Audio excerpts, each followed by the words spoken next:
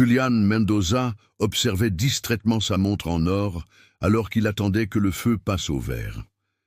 La climatisation de sa dernière Mercedes, flambant neuve, tenait à distance la chaleur accablante de Paris en plein été.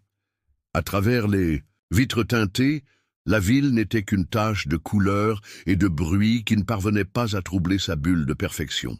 Son téléphone vibra. C'était son assistant lui rappelant la réunion avec les investisseurs japonais. Il sourit avec satisfaction. L'accord de 50 millions était pratiquement conclu. Un coup sur la vitre interrompit ses pensées. Irrité, il tourna la tête et croisa des yeux qu'il connaissait trop bien. Il n'appartenait pas à un adulte, mais à un enfant d'environ 6 ans qui tenait un plateau rempli de bonbons. Julián sentit l'air se glacer dans ses poumons. À côté du petit garçon se tenaient 2 autres enfants, identiques, avec le même regard, son regard. Derrière eux, sous un parasol usé, attaché à un chariot rouillé, une femme, de dos, rangeait de la marchandise. Ses cheveux ébouriffés étaient retenus par un foulard, et un t-shirt délavé collait à son dos à cause de la sueur.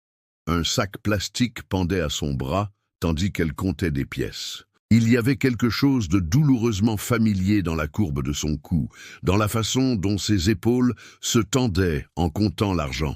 « Arrêtez-vous » cria Julián à son chauffeur, ouvrant la portière brusquement, avant même que le véhicule ne s'immobilise complètement. Il ne se souciait pas des klaxons furieux des voitures qui freinaient brutalement derrière lui, ni des regards curieux des passants qui observaient l'homme en costume à 3000 € courir vers un stand de confiserie. La femme se retourna, lentement, en entendant le tumulte. Le plateau dans ses mains tremblait légèrement. Ses yeux, plus grands, plus vieux, épuisés, croisèrent les siens.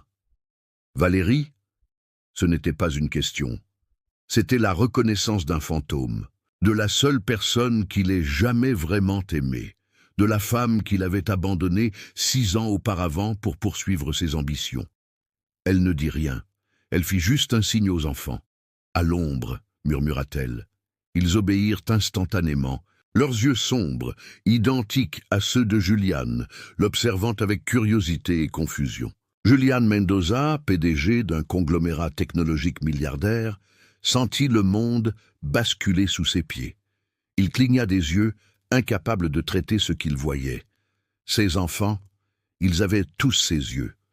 Sa façon de froncer les sourcils, son menton. « Ce sont les miens, n'est-ce pas ?»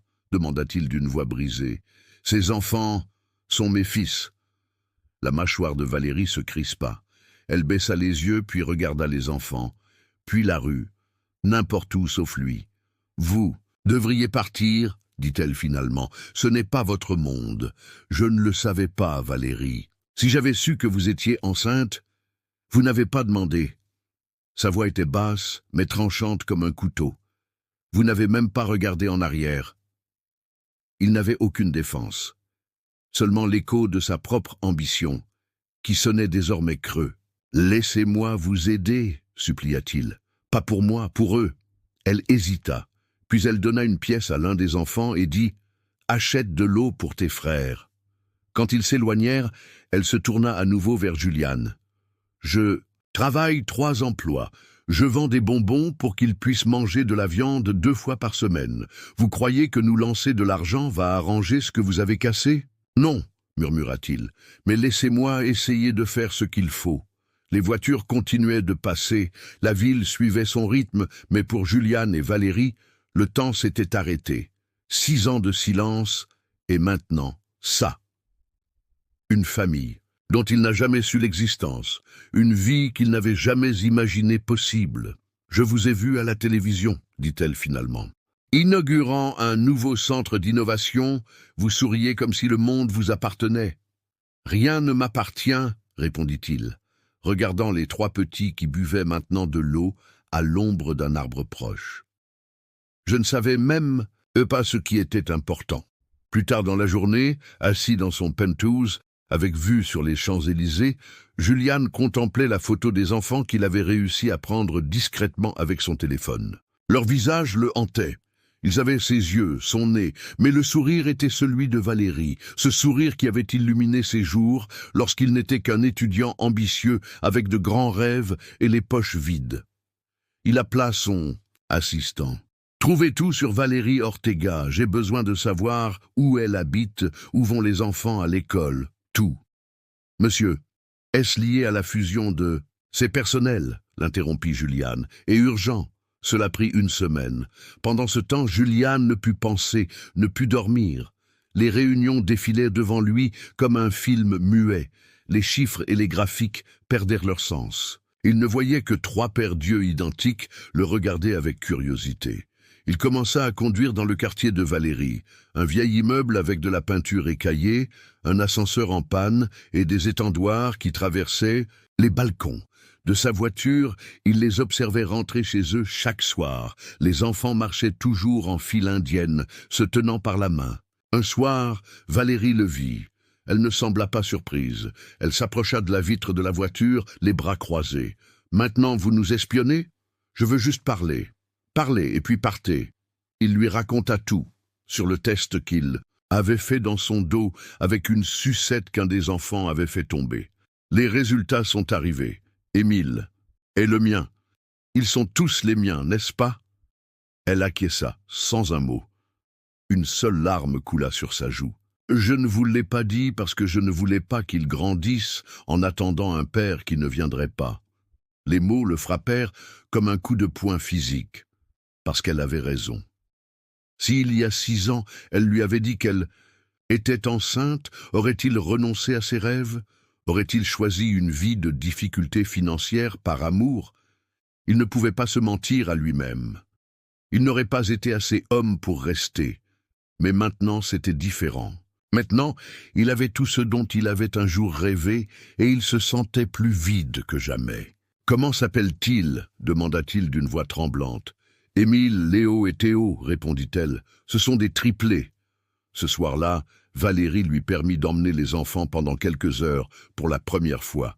Ils allèrent dans un parc. Ils achetèrent des glaces. Ils jouèrent au football avec des ballons prêtés. Il vit comment Léo riait quand il tombait. Comment Théo se laissait distraire par les papillons. Comment Émile prenait soin des autres, comme un petit général. Son cœur se gonflait et lui faisait mal en même temps. « Pourquoi tu as une si grosse voiture ?» demanda Théo avec l'innocence de ses 6 ans. « Parce que je suis bête, » répondit Juliane, se surprenant lui-même. « Parfois, les adultes achètent des choses dont ils n'ont pas besoin. »« Maman dit qu'on n'achète que le nécessaire, » affirma Émile avec sérieux, « parce que l'argent est pour des choses importantes comme la nourriture et les livres. » Juliane ressentit de la honte. Pendant qu'il dépensait en montres de luxe et en voitures de sport, Valérie enseignait à ses enfants, la valeur de l'essentiel. Si vous appréciez l'histoire, écrivez 5 dans les commentaires et abonnez-vous pour plus de vidéos comme celle-ci. Sinon, écrivez 0. Cela m'aide à créer un contenu encore meilleur pour vous. Pour continuer, le lendemain, Juliane annula 3 réunions importantes. Il se présenta à la porte de l'appartement de Valérie avec 3 sacs à dos remplis de vêtements neufs, de livres et de jouets. « Nous n'avons pas besoin de votre charité, » dit-elle, essayant de fermer la porte. « Ce n'est pas de la charité, » insista-t-il, bloquant la porte avec son pied. « C'est de la responsabilité. S'il vous plaît, Valérie, laissez-moi entrer dans leur vie. » Pourquoi faire? Pour qu'ils vous connaissent et que vous disparaissiez? Ensuite, quand vous en aurez marre de jouer à la famille... Ils ont 6 ans, Juliane. Ils ont vécu sans père tout ce temps.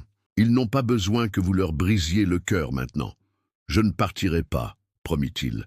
Pas cette fois. Elle le regarda avec scepticisme, mais quelque chose dans ses yeux, peut-être le désespoir, peut-être la sincérité, la fit hésiter. Finalement, elle s'écarta pour le laisser passer. L'appartement était petit, mais impeccable. Des photographies des enfants ornaient les murs. Des dessins d'enfants étaient collés sur le réfrigérateur. Dans un coin, 3 petits pupitres étaient alignés avec des cahiers ouverts et des crayons de couleur éparpillés. C'était un foyer, un vrai foyer. « Ce sont de bons élèves », commenta Valérie, suivant son regard. « Émile est le meilleur, En maths, Léo adore les comptes, et Théo, il dessine comme un ange. Juliane observa chaque détail avec avidité, essayant de rattraper 6 ans d'absence en quelques minutes. Je veux les connaître, Valérie. Je veux faire partie de leur vie. Et comment cela s'intégrera-t-il dans votre vie parfaite? Dans vos voyages d'affaires? Dans vos fêtes avec des célébrités? Allez-vous raconter à votre fiancé pour nous? Juliane pâlit. Daniel. Sa fiancée et associée commerciale. L'héritière de l'empire technologique qui complétait le sien. Le mariage qui consoliderait sa position sur le marché international. Comment savez-vous? Internet, répondit-elle sèchement. Vos fiançailles ont fait les gros titres. Le célibataire le plus convoité de Paris finit par se caser. Félicitations. L'ironie dans sa voix était palpable. Juliane se sentit piégée entre 2 vies, entre l'homme qu'il avait construit et celui qu'il aurait dû être. C'est compliqué, murmura-t-il. C'est toujours comme ça avec vous. Valérie soupira, fatiguée soudainement. Les enfants reviendront bientôt de l'école. Si vous voulez les voir, vous pouvez venir les jeudis après-midi. 1 heure, sous ma supervision. C'était peu, mais c'était un début. Juliane hocha la tête, reconnaissant la petite ouverture, dans la porte qu'il avait lui-même fermée des années auparavant. Pendant les semaines suivantes, Juliane se rendit religieusement chaque jeudi. Il apportait des livres, des jeux éducatifs, de petits cadeaux dont il savait que Valérie approuverait. Il ne dit pas aux enfants qu'il était leur père. Pour eux, il était simplement l'ami de maman qui vient jouer. Mais à chaque visite, chaque histoire lue, chaque partie de football improvisée dans le parc voisin, les liens se resserraient. Un jour, alors qu'il aidait Théo avec un dessin, l'enfant le fixa et demanda « Tu as des enfants ?» La question le coupa le souffle. « Non, pas à ma connaissance !» répondit-il, conscient du regard de Valérie depuis la cuisine. « Tu veux en avoir ?» insista Théo. « J'aimerais bien, » admit Juliane.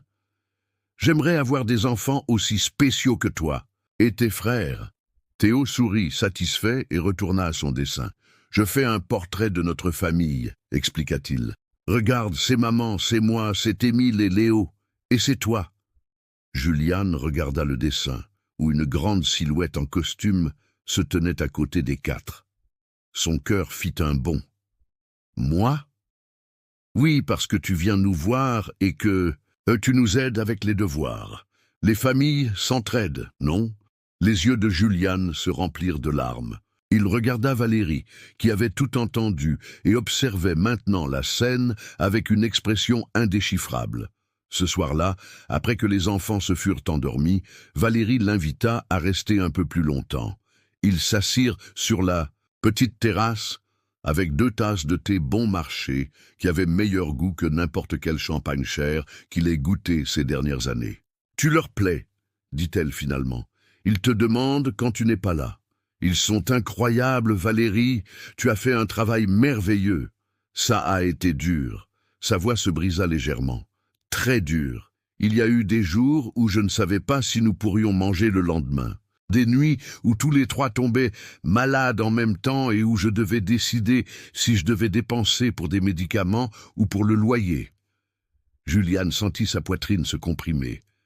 Alors qu'il montait dans le monde des affaires, achetait des biens immobiliers et collectionnait des prix, la femme qu'il avait autrefois aimée luttait pour survivre avec ses enfants.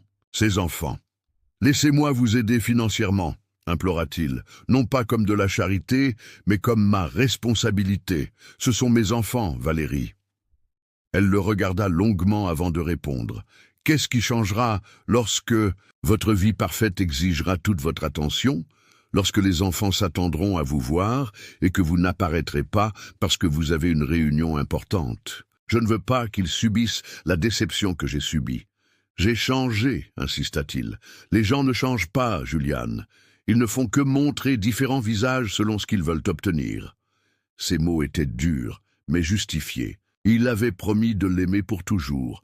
Il avait juré qu'ils construiraient un avenir ensemble. Et à la première occasion de succès, il l'avait abandonné avec un mot lâche. « Je ne peux pas rester, » disait-il. Il s'était convaincu qu'elle comprendrait qu'il n'avait pas le choix, qu'une fois qu'il aurait réussi, il reviendrait la chercher. Mais le temps passa, le succès arriva, la culpabilité s'engourdit, et elle disparut de son esprit, jusqu'à maintenant, juste au moment où son cœur commençait à espérer, tout s'effondra. Daniel découvrit la vérité. Il l'avait suivie, soupçonnant une infidélité, et au lieu d'une maîtresse, elle trouva une famille secrète. Sa réaction fut froide et calculatrice, comme tout chez elle. « Laissez-les, ou je détruirai votre réputation, votre entreprise, tout ce que vous avez construit. » Ce n'était pas une menace en l'air. En tant qu'associé principal et future épouse, Daniel avait accès à des informations privilégiées, à des contacts dans la presse, à de l'influence au conseil d'administration. « Ce sont mes enfants », expliqua Juliane, essayant de lui faire comprendre. « Des bâtards dont vous ne saviez même pas l'existence », répondit-elle avec cruauté. « Allez-vous vraiment tout gâcher pour une aventure d'il y a 6 ans ?» Juliane se retrouva à la croisée des chemins, abandonner à nouveau Valérie ou perdre son empire. Que feriez-vous si vous découvriez soudainement que vous avez des enfants dont vous ne saviez rien? Avez-vous rencontré quelqu'un qui a vécu une situation similaire? Partagez votre expérience dans les commentaires. Les menaces de Daniel se réalisèrent avec une précision chirurgicale. En quelques semaines, Juliane perdit des contrats, des investisseurs, des postes au conseil d'administration. La nouvelle se répandit dans la presse. Les gros titres l'appelaient « le PDG qui a engendré des enfants des rues ». Les photographies de Valérie et des triplés vendant des bonbons apparurent dans tous les tabloïds. Sa réputation, construite avec soin pendant des années, s'effondrait sous ses yeux. Ses parents, membres distingués de la société parisienne, l'appelèrent, scandalisé. « Comment as-tu pu nous couvrir de honte comme ça ?» exigea sa mère. « Cette femme cherche évidemment ton argent, fait des tests ADN et garde tout ça privé. »« Je l'ai déjà fait, » répondit-il. « Ce sont mes fils, et je n'ai pas honte d'eux. » Le conseil d'administration de son entreprise convoqua une réunion d'urgence. Le message était clair, sa vie personnelle affectait le cours de l'action. Il devait résoudre le problème discrètement, ou envisager de se retirer. Cette nuit-là, Juliane se rendit en voiture à l'appartement de Valérie. Il trouva l'immeuble encerclé par les paparazzis. Elle ne répondait pas à ses appels. Lorsqu'il parvint finalement à entrer, en se faufilant par une porte de service, il la trouva en train de faire ses bagages. « Nous partons », annonça-t-elle, mettant des vêtements dans de vieilles valises. « Je ne vais pas exposer mes enfants à ça. »« Nos enfants », la corrigea-t-il doucement, « et ils n'ont pas besoin de partir. Je vais arranger ça. »« Comment? Vous avez déjà tout perdu à cause de nous ?»« Je n'ai rien perdu d'important, » répondit-il avec une clarté qui le surprit lui-même. « Je me suis juste débarrassé de ce qui n'en vaut pas la peine. » Les enfants dormaient, inconscients du chaos. Juliane les observa, émerveillée par la paix de leur visage.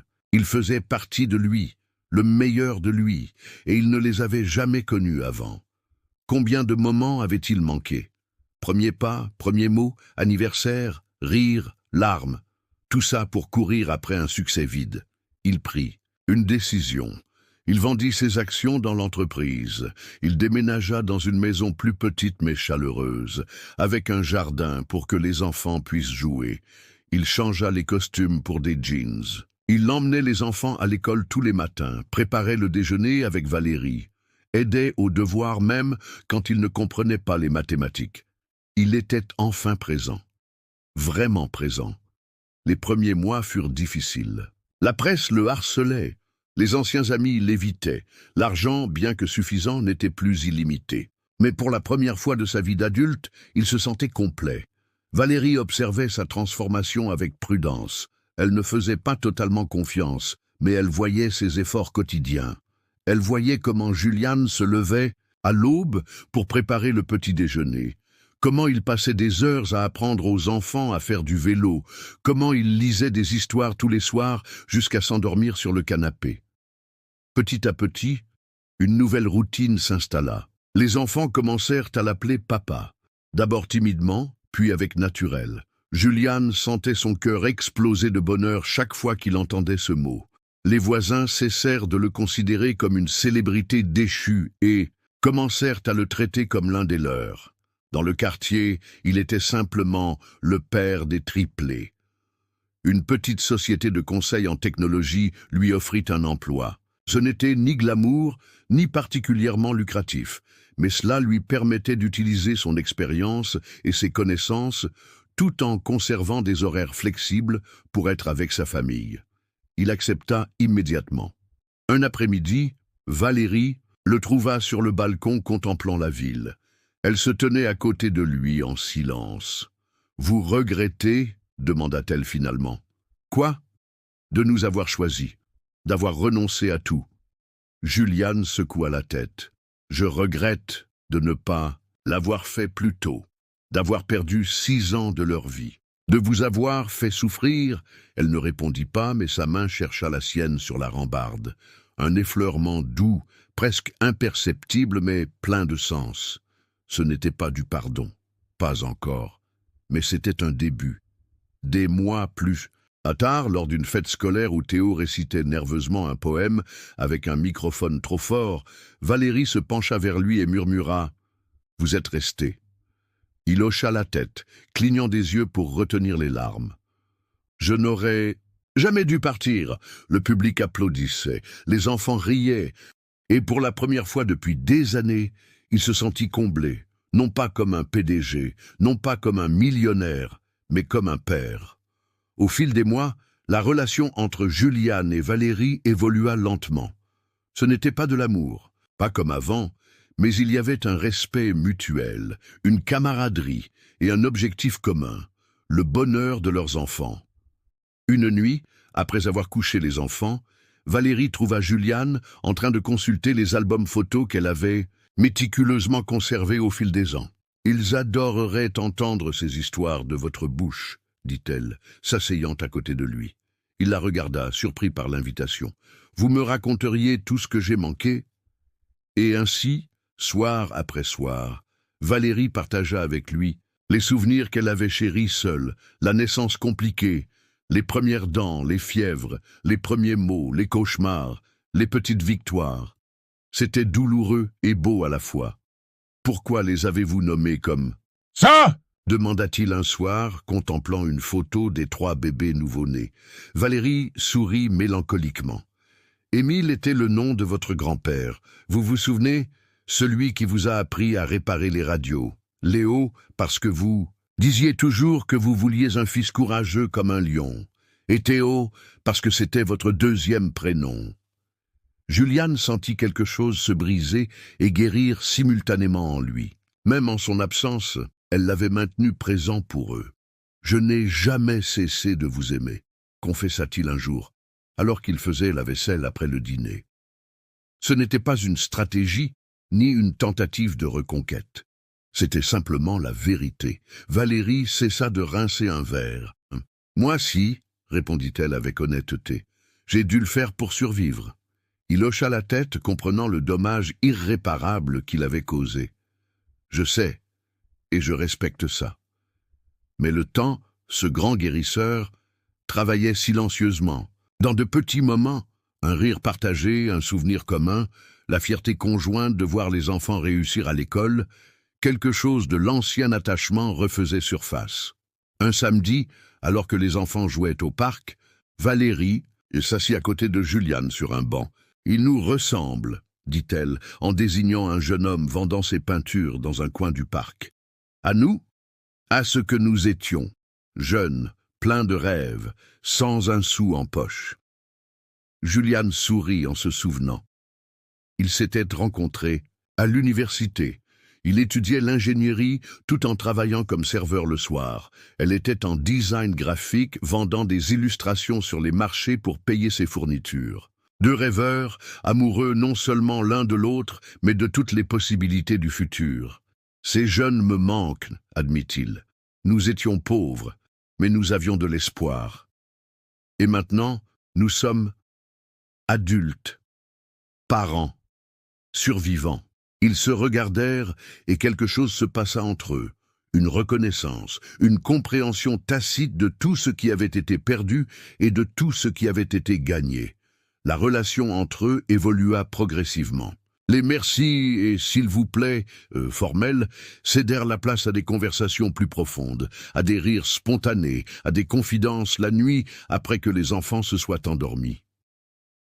Parfois, leurs mains se frôlaient accidentellement et ne se retiraient plus avec précipitation. Parfois, leurs regards se croisaient plus longtemps que nécessaire. Les cauchemars d'Émile furent ce qui les rapprocha définitivement. Le plus sensible des triplés commença à avoir des terreurs nocturnes. Il criait dans ses rêves, pleurait, s'accrochait aux draps avec désespoir. Les médecins dirent que c'était normal, que beaucoup d'enfants traitaient leurs émotions à travers les rêves.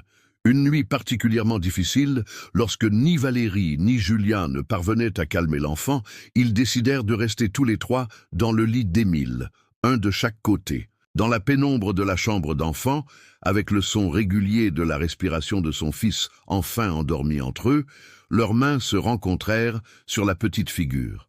« J'avais peur, » murmura Valérie, « de ne pas être assez pour eux, qu'ils grandissent en se sentant incomplets. »« Tu as fait des merveilles, » répondit-il. « Ce sont les enfants les plus heureux, intelligents et bienveillants que je connaisse. Mais maintenant, ils t'ont aussi. » Ce n'était pas un reproche, mais une constatation, une acceptation du fait que, malgré toute la douleur passée, la présence de Juliane dans la vie des enfants était quelque chose de positif. Les jours suivants apportèrent une nouvelle intimité. De petits gestes, un café préparé à l'aube, une main sur l'épaule en passant, un sourire complice quand l'un des enfants disait quelque chose de particulièrement spirituel. La fragile confiance se reconstruisait, brique par brique. Avez-vous remarqué comment, parfois, les choses doivent se briser complètement pour pouvoir se reconstruire d'une manière nouvelle et meilleure? Partagez votre avis dans les commentaires. Pour le premier anniversaire des enfants que Juliane célébrait avec eux, ils organisèrent une petite fête dans le jardin. Rien d'ostentatoire, juste quelques camarades de classe, un gâteau fait maison et des jeux traditionnels. Valérie avait insisté pour maintenir la simplicité à laquelle les enfants étaient habitués, et Juliane était d'accord. Alors qu'il observait ses enfants souffler les bougies, entourés d'amis, avec des visages illuminés par le bonheur le plus pur, Juliane eut une révélation. Tout ce qu'il avait jamais pensé qui importait, le prestige, le pouvoir, l'argent, la reconnaissance, pâlissait face à ce moment. S'il avait su alors ce qu'il savait maintenant, il aurait choisi ça dès le début. Cette nuit-là, après que les invités furent partis et que les enfants, épuisés par l'émotion, se furent endormis en serrant leurs nouveaux jouets, Juliane et Valérie ramassaient en silence les restes de la célébration. « Merci, » dit-il, soudainement, « de me permettre d'être ici, de donner aux enfants l'occasion de me connaître. » Valérie, qui était en train de ranger les restes de gâteau dans le réfrigérateur, s'arrêta. Quand elle se tourna vers lui, elle avait les yeux brillants. « Vous savez ce qui est ironique? Pendant des années, j'ai imaginé ce moment. Je vous imaginais revenir, repentant, implorant pardon.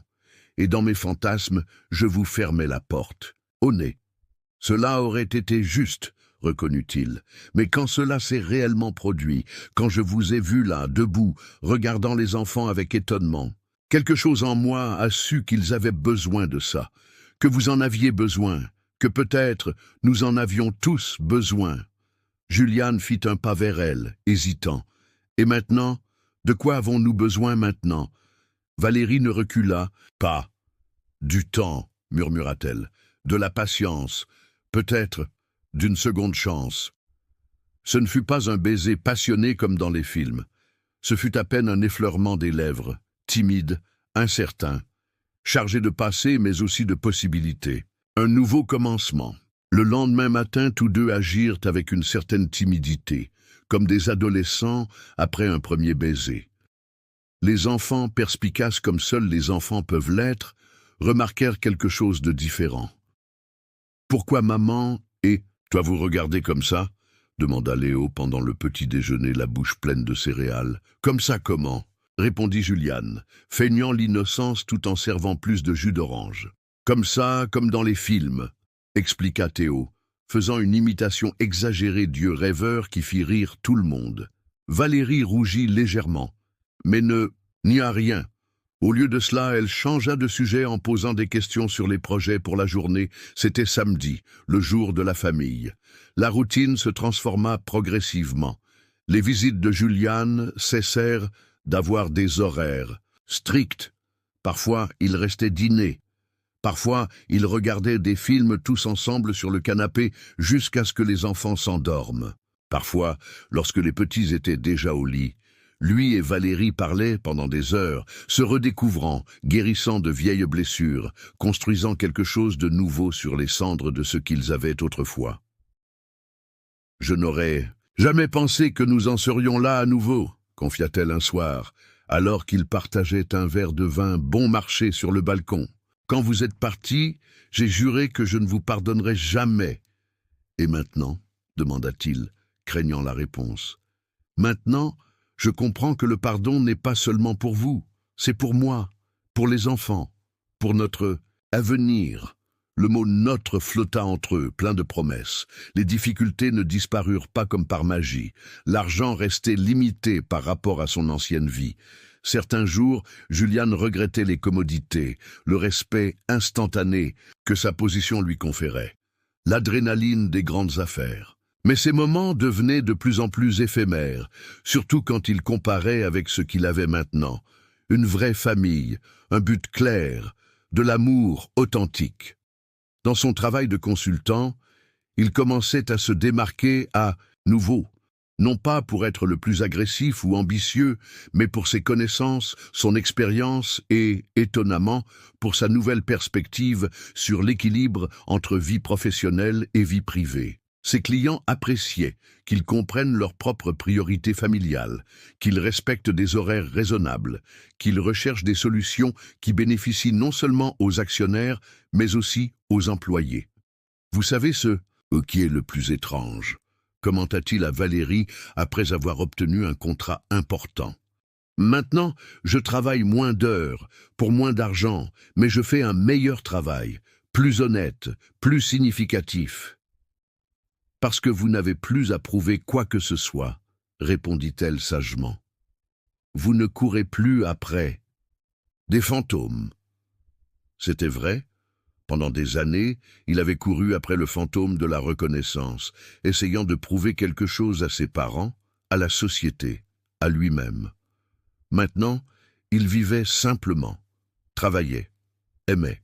La presse perdit progressivement de l'intérêt pour son histoire. De temps en temps, un journaliste essayait de raviver le scandale, mais il n'y avait plus de scandale à raconter. Seulement une famille normale, construisant une vie ensemble. Daniel, de son côté, avait épousé un politicien de premier plan et avait vendu ses actions dans l'ancienne entreprise de Juliane.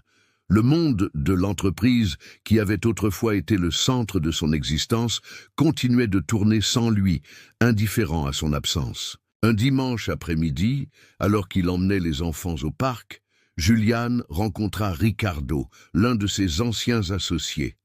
L'homme parut mal à l'aise au début, comme s'il ne savait pas comment traiter quelqu'un qui avait sombré dans le déshonneur. « Comment allez-vous, Juliane ?» demanda-t-il finalement, avec une formalité qui paraissait presque comique dans un parc pour enfants.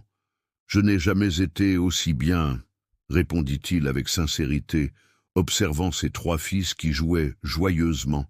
Au balançoire, Ricardo suivit son regard. « Vous savez, beaucoup de gens pensent que vous avez gâché votre vie, que vous avez tout foiré. Je sais, mais quand je vous regarde maintenant, vous ne ressemblez pas à un homme ruiné. » Juliane sourit. « Parce que je ne le suis pas. » L'homme l'étudia un instant, comme s'il essayait de déchiffrer une énigme. « L'entreprise n'est plus la même sans vous, » confessa-t-il finalement. « Le conseil d'administration envisage quelques restructurations importantes. Peut-être seriez-vous intéressé par du conseil, avec vos propres conditions, bien sûr. » L'offre était tentante, une porte de retour vers le monde qu'il avait quitté. Mais lorsque Valérie s'approcha, les cheveux attachés négligemment et un sourire qui illuminait tout son visage, Julian sut qu'il n'y avait pas de retour en arrière. Il ne la voulait pas. « Merci, mais non, » répondit-il. « Je suis exactement là où je dois être. » Cette nuit-là, pendant que les enfants dormaient, il raconta à Valérie la rencontre. Elle l'écouta en silence. « Vous ne regrettez pas ?» demanda-t-elle. « Et finalement, vous auriez pu récupérer une partie de ce que vous avez perdu. »« Je n'ai rien perdu d'important, » répondit-il, « et j'ai gagné tout ce dont j'ai toujours eu besoin. » L'anniversaire de leur retrouvaille arriva sans qu'ils s'en rendent compte. Cela avait été une année de transformation, d'apprentissage, de reconnexion. Julian avait prévu quelque chose de spécial. Il laissa les enfants avec une voisine de confiance et prépara un dîner simple mais significatif dans l'appartement. « Qu'est-ce qu'on célèbre ?» demanda Valérie, surprise par les bougies et les fleurs. « 1 an depuis que le feu est passé, au rouge au moment exact, répondit-il. 1 an depuis que le destin m'a donné une seconde chance que je ne méritais pas. » Ils dînèrent, se souvenant, riant, même pleurant un peu pour le temps perdu. Et quand le moment arriva, Julian sortit, une petite boîte de sa poche. « Ce n'est pas une bague, » précisa-t-il rapidement en voyant l'expression d'alarme sur le visage de Valérie. « Pas encore. C'est quelque chose de plus important. » À l'intérieur de la boîte, il y avait une clé. « C'est pour une maison, » expliqua-t-il. « Elle n'est pas luxueuse ni grande, mais elle a 3 chambres pour les enfants, un jardin à l'arrière. Et elle est proche de la meilleure école du quartier. J'ai économisé chaque centime. Julian, on ne peut pas... »« Si on peut, » l'interrompit-il doucement. « Je ne suis plus l'homme qui a besoin d'impressionner le monde avec du luxe. Mais je veux donner à nos enfants un foyer avec de l'espace pour grandir.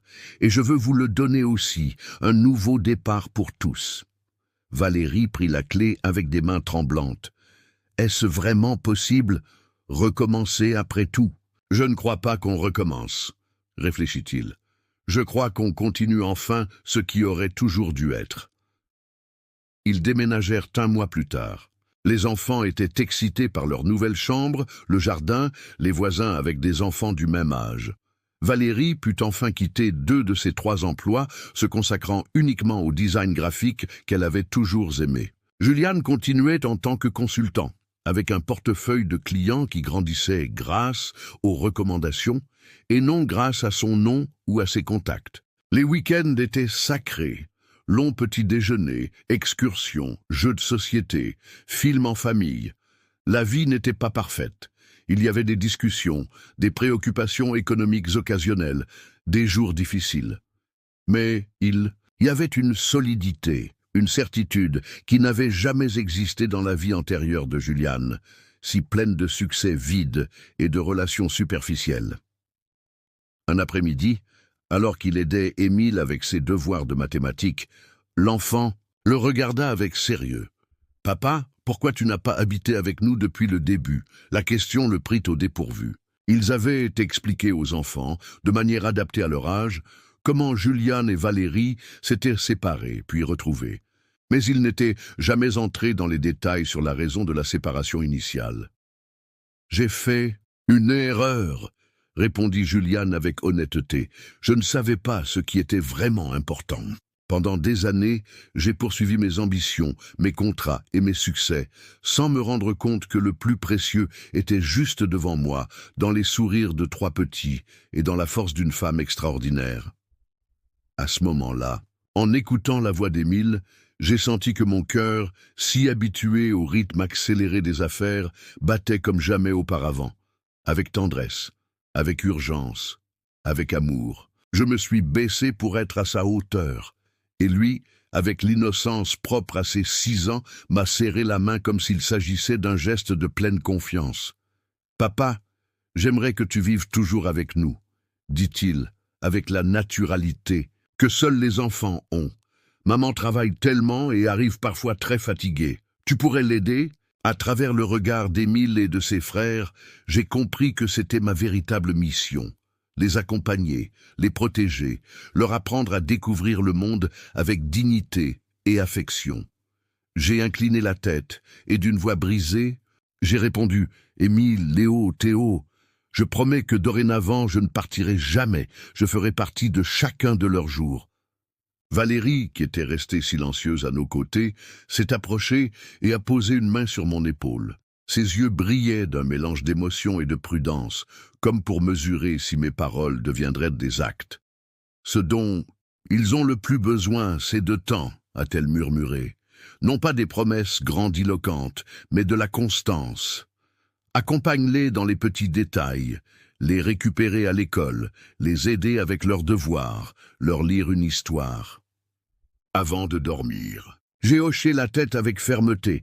Je savais que les grands gestes ne suffisaient pas. Les enfants exigeaient ma présence quotidienne, même dans les tâches les plus simples. Ce même après-midi, pendant que les trois jouaient dans le salon, avec leurs blocs de construction, je me suis assis à leur côté et leur ai demandé « Quel a été le moment le plus heureux de votre semaine ?» Léo, toujours enthousiaste, a levé le bras. Quand maman m'a aidé avec mon dessin de l'école, on a fait un bateau ensemble, et elle a dit que les couleurs étaient magnifiques. Théo, plus réfléchi, a commenté « Pour moi, quand papa m'a appris à faire du vélo. Au début, j'avais peur, mais tu m'as serré dans tes bras et tu ne m'as pas lâché tant que je n'ai pas pu pédaler tout seul. » Émile, avec un large sourire, a ajouté « Et pour moi, quand tu es arrivé, jeudi dernier, avec du chocolat chaud et des biscuits faits maison que tu as achetés à la boulangerie. » Ces récits, simples et quotidiens, m'ont rempli d'espoir. J'ai compris que ma rédemption n'arriverait pas grâce à un geste extraordinaire, mais grâce à l'accumulation de moments partagés, de petites victoires quotidiennes, que le véritable héritage que je peux donner à mes enfants n'est pas l'argent, mais mon temps, mon affection et mon exemple d'humilité. Cette nuit-là, pendant que Valérie et moi les bordions, j'ai été envahi par une émotion profonde. J'observais leurs visages endormis et me souvins de chaque instant que je leur avais volé avec mon absence. La première dent tombée, le premier mot prononcé, le premier pas incertain que j'ai fait avec eux. Une boule dans la gorge me rappela que le remords, à lui seul, ne suffisait pas. Je devais le traduire en acte permanent. Les jours suivants furent un atelier de reconstruction familiale.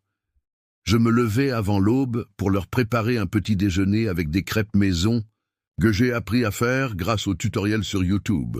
Entre rires, Léo disait que c'était ma recette secrète. En milieu de matinée, après les avoir déposés à l'école, je courais au parc pour accompagner Valérie pendant qu'elle faisait de l'exercice. Elle, avec sa discrétion habituelle, était surprise de me voir à ses côtés, sans réclamer d'honoraires ni chercher de crédit. L'après-midi, je supervisais leurs devoirs, corrigeant l'orthographe de Théo, révisant les tables de multiplication avec Émile et encourageant la lecture créative avec Léo.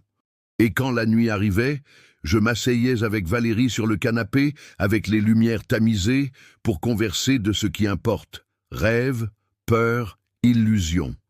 Un jeudi, en les emmenant à l'école, un passant me salua en me reconnaissant comme l'ancien PDG qui a tout abandonné.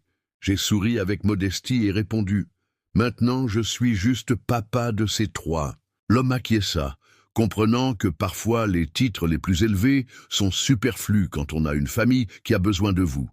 Durant cette même période, mes parents m'ont appelé par appel vidéo. Je leur ai montré les enfants, qui ont salué avec curiosité. Ma mère, les larmes aux yeux, m'a dit « Mon fils, je ne comprends pas pourquoi tu as du temps perdre pour apprendre ce qui compte vraiment.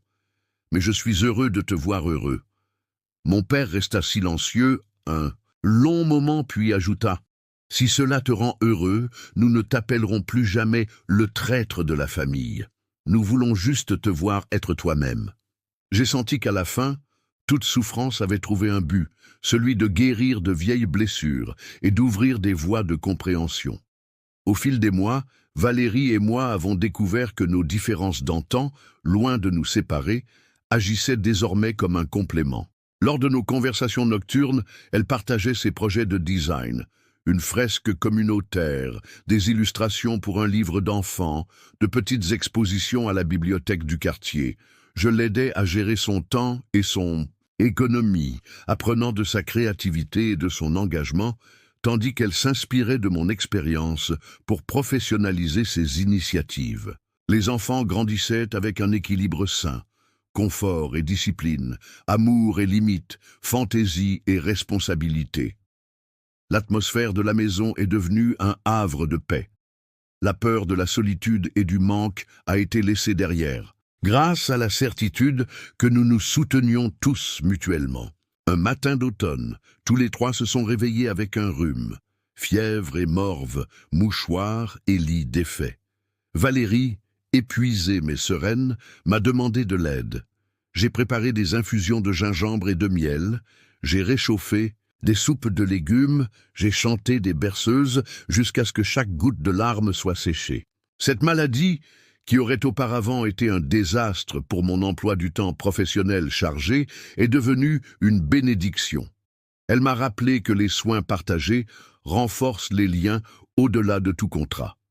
Ce même jour, alors, et que je sortais les draps au soleil, Valérie s'est approchée et m'a pris la main. « Merci », a-t-elle dit sans plus.